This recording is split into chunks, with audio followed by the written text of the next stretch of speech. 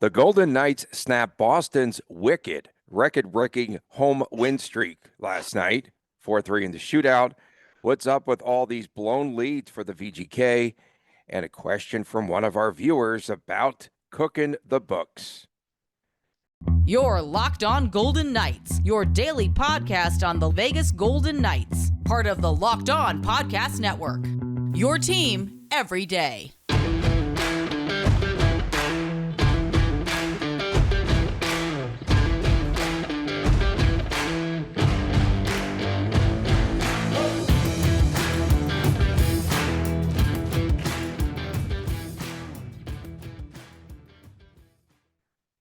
Hi again, everyone. Along with Chris Golick, I'm Tony Cardasco. You like the use of the word wicked there. You can find us on, I was trying to get out of that Boston accent mode right there. You can find us on Twitter, Locked On VGK, at Tony Dasco, at TD Chris G. And of course, please subscribe to our YouTube channel, which is wicked good, Locked On Golden Knights. So, Chris, VGK wins in the shootout in Boston last night in 5 rounds, 4-3. Golden Knights with the victory, and it snaps Boston's 14-game home winning streak to begin the season. The Golden Knights did it without Jack Eichel, still out with that leg injury. Of course, Alex Pietrangelo is also out due to personal reasons. To me, the last 10 minutes, I want to just talk about the feeling of this game. The last 10 minutes of regulation, overtime, and the shootout. Didn't that feel an awful lot like playoff hockey? I thought that it was great just watching both teams buzzing up and down the ice.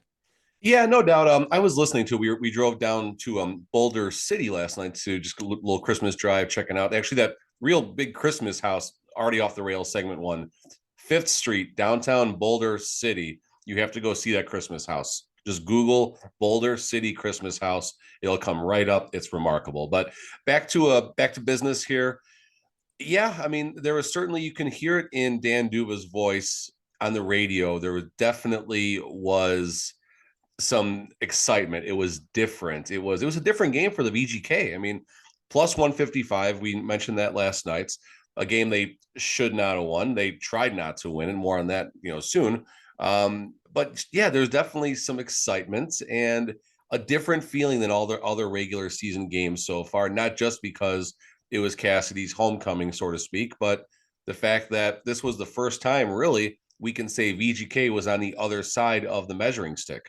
Normally, teams come to Vegas or Vegas comes to town. Hey, we got Vegas coming. Let's see how good we really are. Well, tonight was, hey, we're going to the number 1 team in the East and the league. They have not lost a game at home. So let's see how we do. And technically, they didn't lose that game. It's on the standings. They're going to be 14-0-1, but still a big game on paper for the standings. On paper for the standings. Okay, have you ever been to the Pirate House in Boulder City? You got to check that out. But we had some great yes, that's up by the hill where all the mountain goats are and stuff like that. Yeah, that it's walk up around by the hill. Yeah, exactly. So we've had some good action sports parties in that place. I haven't been inside of it. Maybe you can teach me, tell me the code for the back gate that you sneak in to get in there. Come on, I know all those codes. In the absence of Eichel on the top line, Paul Cotter gets the start.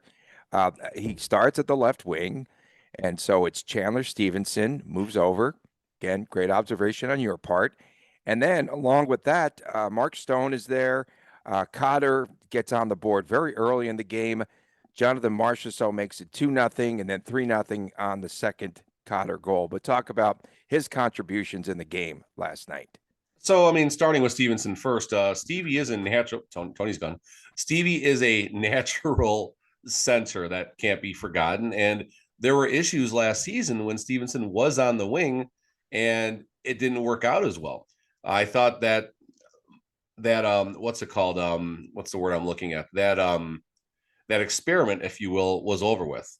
And, Jack Eichel comes into the picture. Stevenson is able to relearn how to play the wing and contribute. So it was nice watching him slot back into his original position. And last night, I thought it was going to be a 3-horse race for who was going to take on the wing there, whether it's going to be Cotter, Kessel, or Carrier. I honestly thought Carrier the Mail, honestly was going to get a look. And I think if Paul Cotter would not have had the game that he had, you would have seen some motion in that spot, some movement to see exactly who would have gelled there. But Paul Cotter really blossomed. He's been blossoming in front of us, but he really showed what he can do on a line where he has a little more skill around him. And anyone's going to look better with Stone and Stevenson, of course, but you still got to do the job. You got to finish. You got to, Paul Cotter is a good finisher right now, and that's what we're starting to learn about him. And when he finds himself some space in front of that net, whether it's a breakaway, whether he's in the equivalent of the bumper position on a 5-on-5, as far as just that distance away from the net, dude knows how to finish. And that is something that the VGK is going to need, that second and third and fourth level, if you will, of contributions to score goals.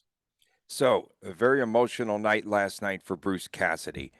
They did have a tribute video, and I was watching Boston TV last night. So was I.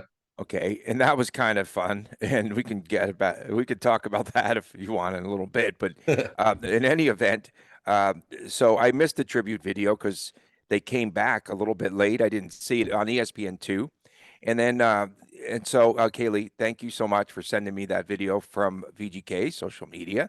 I just reached out to her, and she's super, and I really enjoyed that video. I thought it was great, and then just to see that raw emotion of Coach Cassidy in the game, and he's teared up, and I thought it was great. I thought it was a really nice moment, and I thought that was very classy on the part of the Boston Bruins as well. It was good. It was a nice. I thought the video was kind of short, but I'm okay with that. VGK likes to drag that process on a little more, maybe than some of the other. They want to create movies here, yeah. There you go. That's fair. I'm sure we all caught Riley Smith turning around to hand him the towel. I thought that was a pretty good moment, and it was nice watching. I didn't watch till this morning, but Cassidy's presser after the game, nothing but class, nothing but admiration, respect, every word you can possibly think of for the organization. And Cassidy's character is very good for this team right now. He has multiple sides of him, and I think that's really important for a leader of the team. He's got the coach side, he's got the crack the whip side, he's not afraid to bench someone. And then we soften up a little bit to the accountability side and just the leadership that he brings. And then he's human. That's the important thing. He has a very wonderful human side, it seems like. I don't know if, Galat necessarily had that. Dolber didn't have the coach side. He had the other stuff down maybe, but the coach side is maybe where some of that lacked. And on the accountability side is probably the most important way to state that. So all in, very nice night. Obviously, good that VGK got the victory. I'm still grumpy about that. At some point, that's going to come out today. I don't know when, but it's going to come out. But a good win, a 6-point road trip. Should have been 8 points, but another blown victory. Now I'm starting to get mad again. But getting spicy, yeah. If you would have told me, I guess at the start of this, that here's how this road trip's going to go, they're going to get 6 out of 8 points. What did we say? 3.5? 3.5 was the over under. 4 points would have been a successful road trip, in my opinion. Right. Obviously, we exceeded that, and on the road's not the problem. Well, I'm sure we'll have a segment about the home woes sometime this week or next week. But 6 points, tough East Coast games, tough early 4 o'clock starts. Good for us, of course. We love 4 o'clock starts. 2 blown leads, should have been an 8 points road trip.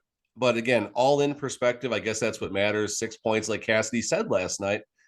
End of the road trip, there's fatigue. You're missing some key components. I think that's excuses. I honestly, my tweet last night was that I was grumpy about the game, another blown lead, and this is a bad pattern that the VGK is on right now. If this was one of the first blown leads they've had all season, and the Pittsburgh thing didn't happen, or some other games didn't happen, okay, fine, so be it. It's the end of the road trip. It's tiring. I get all that, but yes, no Eichel, no Pietrangelo, fine. But honestly, you got a 3-0 lead. Everything is out the window, in my opinion. You win the game. Slow down. You're going to blow our next segment. Slow down. And at least you didn't have to make a public apology. Hey, little Chris, what up? Hey, Chris. Yeah. What's up, Chris? Chris is going to, one of these days, he's going to do a standings report for us. He loves reading the standings, and he quizzes me on the standings. What place is so-and-so? We have a good time, right, buddy? All right. Is that a NASA t-shirt? That is a NASA t-shirt. All right. Just checking in. Hey, he just needs to wear that Jack Eichel helmet, and he'll look like an astronaut. Well, get forward, Chris. He has to wear the bubble because he's got the bubble. He's got the little shiner up there right Jeez, there. Rollerblading act. He's better on ice than rollerblades. Okay, so I think in that game last night, Chris Senior, I think that VGK more or less proved to me that they belonged. They belonged into the discussion. Okay, again as one of the Stanley Cup contenders, and then just Logan Thompson. Logan Thompson made for moments like this. I'm laughing about his post-game interview last night. I'm sorry. Go ahead. Just talk about LT. So Logan Thompson, he said a bad word. Little Chris, you might want to leave the room. Right, he did exactly. say a bad word. No, we're not allowed to say that stuff anymore. We got yelled at, remember? All of us got yelled at. Yeah. But LT, I said this probably 3-4 weeks ago. I forgot the specific game. I was at T-Mobile, and I think I put a tweet out there. Listen, there's no asterisk for the goaltending anymore. There's no concern about the goaltending anymore. The biggest concern that me and you and a lot of the VGK faithful had was Logan Thompson ready to become a 1A goalie, or the sub question, part 2, line C dot whatever, is did we have enough in the tank as far as a 2 goalie rotation that would give us the equivalent of a good starter in the NHL level with Adin Hill, obviously. And up and down, but Adin Hill, a good game against Detroit on a Saturday, Tony. Another Saturday start for Adin Hill. No Saturday game this week, so Adin Hill's got PTO. But Logan Thompson, he's answered every question. He's answered every doubt. It's not just about the skill. It's the swagger. It's the fun. It's the shootout, having the cojones, if you will, family jewels, having the cojones to just take his glove off mid shootout and tell his coach, put 43 out there. It's the smile. It's the swagger. Careful for the coffee. Don't spill the coffee. It's everything that he has going right now. And then in the post game, I got to hit this, but last night he was in the post game presser. I think Ashley asked, what was going through your mind on that 4-3 in overtime? And he answered with the equivalent of a poop emoji with the verbal version of it. Just a one-word answer. It's fun. It was funny. It's fun. So in addition to, VGK playing a very tough and gritty game, I wanted to talk, I've got in my notes, Danil Maramanov, who played some substantial minutes. He was okay at times, but again, he's replacing Pietrangelo on the power play. He was there and very active. I think he'll just improve. He made some mistakes last night, yes, and I thought, on the power play, just a major noticeable difference between the way Boston moves the puck and the way VGK just kind of, I don't know, they stand around an awful lot. They really do. It's very stagnant when you compare those two because Boston is so good. They were number 2, I think, in the league going into the game last night. But yeah, let's talk about Maramanov, just what his position will be, how he might fit in later on in the season with his Golden Knights team. The mirror man, if you will, was forgotten about. Injury, missed the early part of the training camp, missed all of training camp, and didn't come back to Henderson for about the first 2-3 weeks of the season, approximately. 6 goals, 7 assists in 18 or 17 games, I want to say. I'm pretty close on that one. And for a team that's lacking a scoring punch down there, unfortunately, Miramanov has been a breath of fresh air. Comes up to the NHL level, and he played in the NHL last year for the VGK on and off, and he looks the part. He looks the part better than Ben Hutton looks the part, in my opinion. No disrespect, but I do believe that Miramanov has replaced Hutton as far as the team's 7th defenseman. Does that mean Miramanov is going to stay up? I don't know, because I believe he's on the 2-way contract. So there's a good chance once Pietrangelo comes back, presumably Wednesday, hopefully everything is okay again, family first, whatever's happening. But didn't you say he was coming back over the weekend? Where did you get that news? Oh, no. I was just simply guessing. Well, no. So you're guessing. No. Someone put out, I think it was the VGK, that they were expecting him back on Saturday. Okay. I thought that was stated by VGK. Cassidy, possibly an oppressor. Someone higher up, not just guessing, did mention that. And then someone asked me on Twitter, one of our fans, one of our followers said, hey, what's up? What's going on? Family first, of course. And I simply said, I think on Wednesday, first game back from the road trip, something's going on, need some time to take care of it. Family first, that's what matters. Okay. No, I was just checking because I recall you saying that you even put them in your um, nights to your lock of the night. Okay, not nights to click. And then my apology, of course, Takes to the click. Rita. I had to make Oh, that was awesome. had to make an apology because, and the VGK fans, you should absolutely love me because if you bet against all of my picks, you would be making a lot of money. Your net return would be better than what the Boston Bruins are in the third period. I think they're now plus 24, and VGK in the second period now is minus 6. 10,000. Minus 6. Oh, Coming up next, we want to talk about this. I know you are very spicy this morning, Chris. VGK blows another lead last night, and yeah. Chris is concerned about the way that this team, the Golden Knights, are blowing leads. He wants to get into that when we return next, right here on Locked On Golden Knights. BetOnline.net is your number one source for all your sports betting information, your stats, your news, and analysis. Get the latest odds and trends for every professional and amateur league that's out there. From football to basketball, NHL to soccer and esports, we have it all right there on betonline.net. And if you love sports podcasts, you can find those on BetOnline as well. We are always the fastest and easiest ways to get your betting fix each and every day. Head to the website today or use your mobile device to learn much more. Bet online where the game starts. Welcome back to Locked On Golden Knights. Tony Cardasco, Chris Golick. We come to you each and every day, Monday through Friday.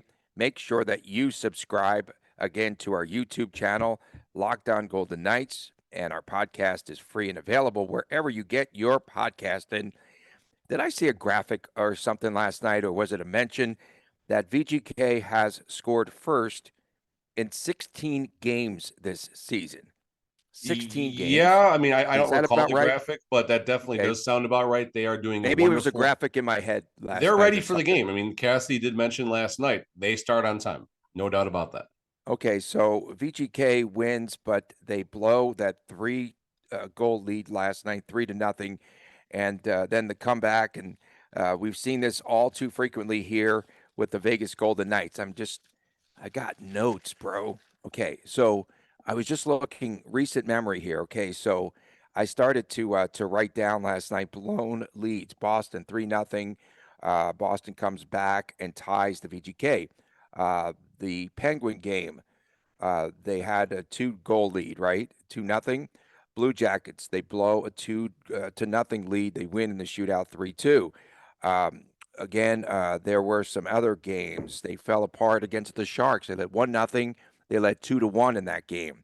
And then they led 2-1 versus the Blues, and they lost. And that's where Barbashev and O'Reilly, they scored the 2 goals in like 40 seconds apart with 4 minutes remaining. So blown leads, major concern.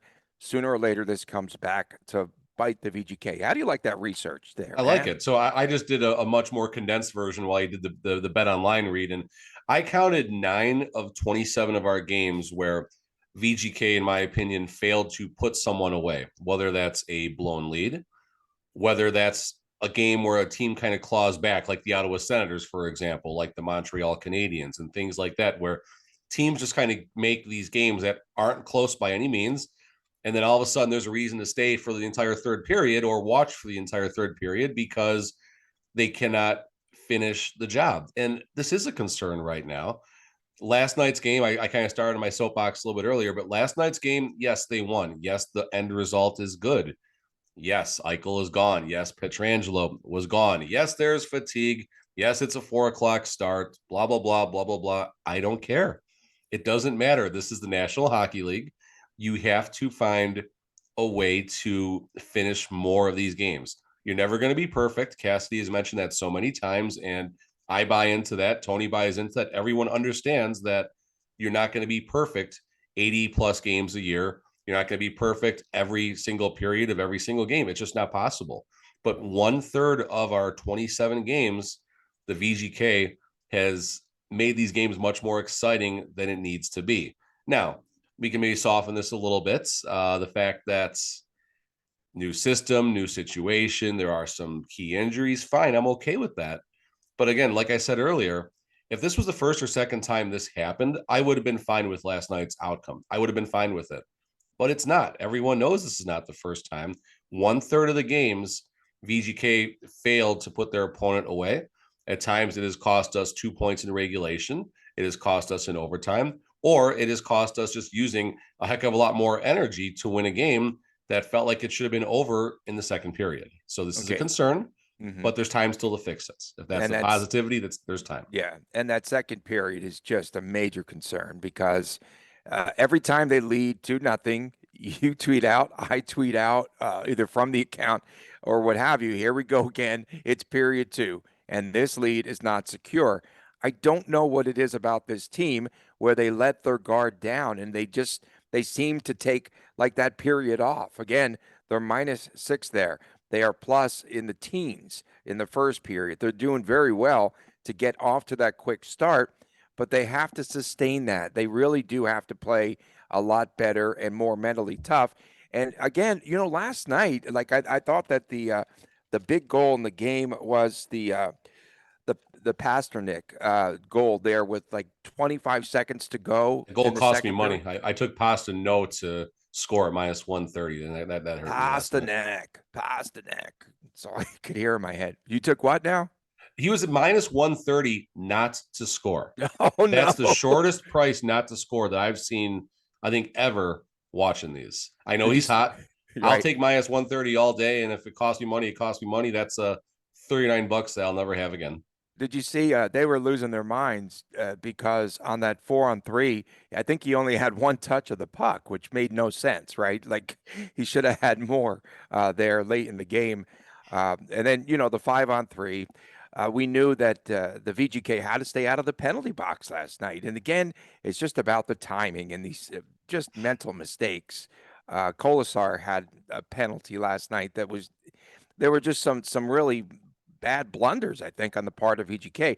It's just a matter of losing their focus, I believe, personally. A couple things. One, I felt they got squeezed in overtime with that Nick Waugh penalty. I didn't see it, but listening to the way Duva and Gary Lawless were explaining it, it felt like a stick tap that they turned into a slash. I mean, I didn't see it, so I can't give a whole lot there. I don't know. I thought, okay, it was borderline, but yeah. Where did he make contact? Did you get a close look? Honestly, Yeah, I didn't. did. Yeah. Where did he get him on the stick?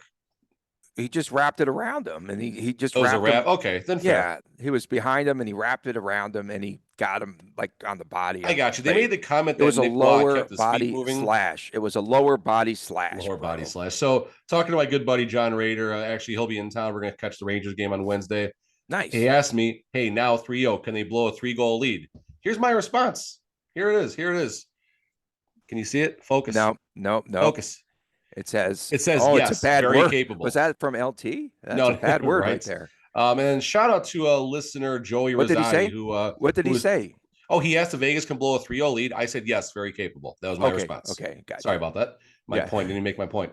Joey Rosati reached out to me after I did my Call Me Grumpy and followed up with a good series of response. I think he fired 3 responses my way before I even responded to him, but it was good. It was trying to put the positive spin on the game, and there's a lot of positive to take. He did mention some of the penalty stuff, did mention missed calls, the fact that we were missing players and all. Like I get all that, and like that blank Marchand randomly pushing Cotter after the play. I mean, that's what Marchand does, and if he gets called, he does. If he doesn't, he doesn't. But shout out to Joey Rosati for trying to keep the positive train going last night's. But these blown leads are a concern. Like, we're going to keep going back to this, and like last night, okay, my perspective when they're up 3-0. There's multiple points in the season, turning points, good or bad, where you're going to look back and you're going to look at the end result of the season, and you're going to look back at a game that's going to make you think why this happened. So if they would have won this game 4-1, 3-0, 5-0, if they would have put Boston away, the tweet after the game would have been, if VGK were to go on a deep run, possibly a Stanley Cup, something like that.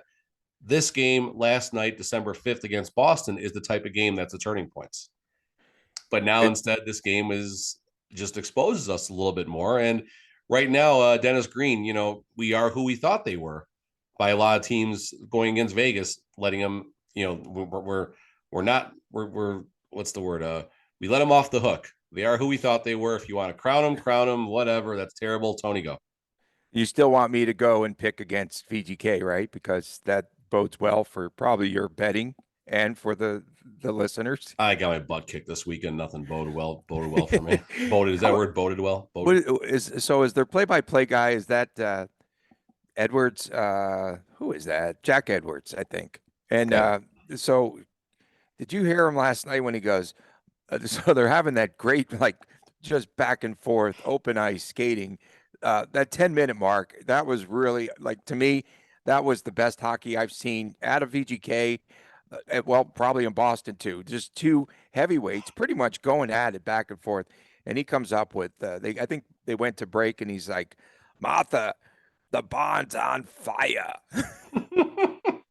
It's It was just like, you love stuff like that. It's entertaining. It's fun to watch. That Martha, stuff like the that is bond's just on a lot of fun, fire. and I love it. I love it. I love it. I love those regional announcers too. They kind of give you a feel, even though his play-by-play wasn't keeping up with the play. I don't know what was happening there, but Don't ever waste time with the Tampa radio team. Whatever you do, don't ever waste time with the Tampa radio team. When VGK does make the trip to Tampa, whenever that happens this year, I haven't looked at the calendar, but turn on your XM, whatever you got to do. Listen to the home feed from Tampa, and you will. That's inappropriate if I say that, but you don't want to listen to it. You don't want to do it. It might drive you to something you don't want to do. Okay, so coming up next, we are going to have some comment that a viewer made where he called me out. Like, I don't get this, man. Martha, the barn's on fire. We're going to talk about this when we return right here on Locked On Golden Knights. Welcome back to Locked On Golden Knights. I don't have a good Boston accent, and I still can't understand my brethrens and sisters from the East Coast that still have their accent 20 years later. Your I have a accent's little gone. bit of You don't have an East Coast accent. I'll tell you a story about that. To get a job in Wonderful. radio and in broadcasting, I literally had to lose my accent. So each night, spoken to a tape recorder, right, before I went to sleep. Okay. Where are and these read a tapes, Tony? book Where are these tapes? and read a book, as much as I can, and then fell asleep listening to it back. And I was like, man, like I don't have any R's in my vocabulary. So yeah, so I lost a lot of it. When I go back home, forget about it. I got Falling asleep Martha to your own voice reading a Bonds book. on Dear God. fire. Yeah, it was really rough. So I wanted to talk about something about salary cap. And one of the viewers on our YouTube channel took me to task. So you can just set this one up. Yeah. So I mean, our beloved Tony here. So YouTube follower Sam, forgive me, I don't got the whole name offhand, but let me pull up a very long comment train to our beloved Tony Sam about Golick. Is that Sam Golick? Sam Jonette from your Friday show. Here's my WTF. Mr. You're still, at least you're Mr. You were Tony. I'm always Mr. Golick. You actually got a Mr. Cordasco, so that's a good thing. You repeatedly state that VGK management is engaged in shady dealings with the salary cap. You have repeatedly said VGK management are engaged in cooking the books, yet you have never offered any proof or specific action or rule violation. I know the rules very well. VGK management has not violated or stretched. For Friday's show, this was last Friday, Sam asked us to address this. Please state specifically what rule VGK violated, player, what salary was cooked. And I'm with you, Tony, but you go ahead and start because you're the one that got called out. I think that it is specifically Rule 1.13-88, Section 2, Article 5. Back to school, Rodney Dangerfield. The answer is 4? So anyway, okay, cook the books. Let's first go back to that terminology. Not made up by me, not my term. It is one Kelly McCrimmon who came up with that, right? And he did that on the podcast with Sarah Valley, I believe. And so to me, it's like if I say, Chris, I am really a good guy, and I have to accentuate that, Chris is going to go, he's a bad guy because he's really pushing it right now. So I go, okay, I follow you. In McCrimmonies, I've got to go and I've got to side on the error side because here's a guy that if he says we're not cooking the books, they are stinking cooking the books, okay? If Kelly McCrimmon tells me one thing, it's like my picks on this show. Okay. My picks are horrible on this show, right? And I'm accountable. Again, under Bruce Cassidy's system, I have accountability. But Kelly McCrimmon, I feel whatever he says, I've got to go with the complete opposite there. And last season, I don't know how many of the players were actually literally injured. I still have questions about Laurent Brossoit. They shut him down because he was garbage. He stunk. Okay. I have so many questions about this VGK team and who legitimately is injured. And here they are. Oh, they're not cooking the books. No, not at all. Shea Weber. Okay. Guy can't even play. Okay. Let's just stow this guy away. Let's just put him there on the LTIR. That's not cooking the books, bro. I'm sorry, Mr. Garlic. What's his last name? Sam Jeanette. Sam Jeanette, I believe. Okay, Mr. Sam Jeanette. And then it's like, okay, who else are they cooking the books on? I don't know. So you still have so many players on Riley LTIR. Smith. Yeah, I thought for sure Riley Smith. I thought he was ready to come back. Thank you, thanks, man. I thought Riley Smith was definitely ready to come back last year, and they just kind of kept him there. Yes, they do play games with the salary cap. It's come back to hurt VGK, aka that Colorado game where they had the same lineup structure as the Ghost Pirates there in the organization. No, they had less. They had less that game. They were down 2 skaters that game. Yeah, it was skaters, 3 forward lines and then Colasar, I believe. Right, everyone's double shifting or what have you. Comes back to bite them. If they're cooking the books, is not my terminology. Again, that is Kelly McCrimmon's terminology. That's what he said on an interview. Oh, if everyone thinks we're cooking the books, well, we're not. Why would you even mention that? Why would you even say that if you're not cooking the stinking books? I had to look away. I replied to Sam on YouTube and said, "Hey, you need to watch today's show." So that's what I was doing there, and I'm really curious how Sam responds. Thank you, Sam, for the question, and thank you so much for watching, and thank you for subscribing to Lockdown. There you go. Yes, Sam, you definitely give some of the best responses as far as everything, good, bad, or otherwise. It's really good. And I have to, embellish. You would call me for embellishment on this show today, right? I would get a penalty for embellishment for over accentuating my point. You're cooking the books a little bit. But so my definition of cooking the books, I was actually thinking about this last night. This is how I fell asleep last night. So this is going to be my first year of what's that? It's awful having to listen to yourself every day. Yeah, that's no. But this is my first year of doing taxes as far as being a business owner. I've always, had my taxes taken out. My brother-in-law, he takes a look, spends 5 minutes. You're getting this much money back. Cool. Thank you very much. We'll get a beer next time we see each other. Appreciate the help. It's a little different being a 1099 small business owner trying to figure all this nonsense out. And I still haven't figured it out. I am still in search of a financial advisor / tax preparer. I've talked to a couple of people and I'm gathering. So if you're out there, if that person is you're welcome to PM me on Twitter. And, you might get some of my hard-earned cheddar as far as helping get my taxes done. But here's my perspective. Cooking the books does not mean you're breaking rules. It doesn't mean you are doing things you're not supposed to be doing. But taxes, no different than the NHL salary cap. There are rules, and there are more rules, and there are more rules, and more paths you have to follow to get to certain things. You bet your bottom dollar I want to find a tax person who is knowledgeable, who is going to save me the most amount of money possible. Maybe even I get a refund. I have no idea. Probably not. I'm not going to be that lucky. But point being is I want to find someone who's going to go down whatever rat hole they can get down, whatever rule they can get, whatever sub rule 0.688-12.4 that's going to help me save the most money. Is that cooking the books? Maybe. Am I committing tax fraud? Let's slow the heck down, people. That's not at all what I'm saying. But there are so many different rules out there when it comes to taxes. There are so many different rules out there when it comes to the NHL salary cap. There are rules on top of rules on top of rules. It's cooking the books when you call up an AHLer on a Monday when you have a game, when you don't have a game until a Wednesday, and you send that same player down on Wednesday so you get cap relief. That's also cooking the books. That player you had no intent on dressing that player. There are so many other things that you can call cooking the books that do happen with the NHL salary cap. And that's on the NHL. That's not on Kelly McCrimmon. That's not on anyone else. That is on the NHL and whoever writes the rules for this sort of thing that allows the books to be cooked. Last time I checked, we mentioned this about 2 weeks ago now. There are 17 teams, it might even be more now. There were 17 teams that were over the allowable salary cap due to LTIR.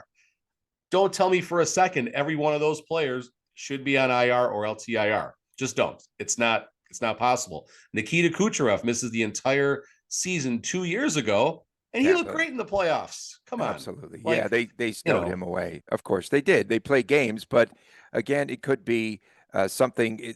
Okay, so I worked for a corporation where they gave us what they called guardrails. Okay, so you do have guardrails, but within those very nice. I guardrails, like it. I like it. Now I know where you're going with this. yeah. So within those guardrails, you do have rules, but of course, outside of those guardrails, you kind of break all the rules. And you got guardrails, you got the shoulder, and then you got the wall on the side there. You know what I mean? Well, I was going off the cliff on that side, of the road there. Not shocked. But to me, yes, a lot of it is from the NHL and the rules and the salary cap. I think a lot could be solved moving forward in the future when they increase the salary cap too, right? Because again, you're not going to have to put players on the side. I don't know who polices injured players in the National Hockey League. If do they have to have a doctor's note to be on IR? How does that process work?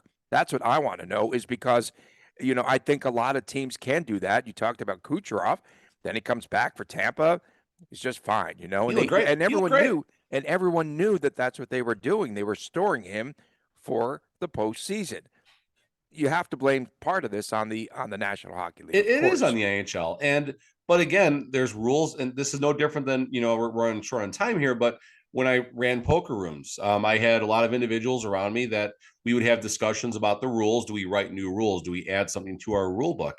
And when I first started in the poker industry in 2008, the rule book was about this thick. Now it's probably about this thick. And every time you incorporate a new rule, a chart, I didn't like that chart. That chart is not. Yeah, that was a small flow chart, but so I don't know. It's not a flow chart. It's a pie graph. Point being is, every time you put a new rule into existence, people sit around a table, whether it is poker players trying to figure out how to use that rule in their best interest, or in the NHL level, whether it is general managers, assistant general managers, all the way down to some low-level intern who is learning about the salary cap, learning to find ways around it. That's what they do. And that's cooking the books. That is cooking the books. I don't look at cooking the books as wrong, immoral, or anything like that. But when there's rules out there and you're finding ways around them, that's cooking the books. And that's on the NHL to do a better job and not allowing that to happen, or my former poker rooms, or my upcoming tax advisor, who I hope cooks the books in a appropriate fashion to make sure I get to hold on to as much money as I can. I hope we semi-answered his question, Mr. Sam. I think so. You got it, Mr. Sam. You're the first person to get an entire segment, so good job. Yeah, and we appreciate that. No, that's great. That's super. And I kind of was overly dramatic there for a minute. Okay. We thank everyone for making Locked On Golden Knights your first listen. For your next listen, make sure that you check out Locked On Sports Today, that podcast available on Odyssey, YouTube, and wherever you get your podcast. Tomorrow, guess who's coming to town? The New York Rangers. We thank you all for tuning in. For my man, Chris Golick, I'm Tony Cardasco. We'll see you tomorrow right here on Locked On Golden Knights.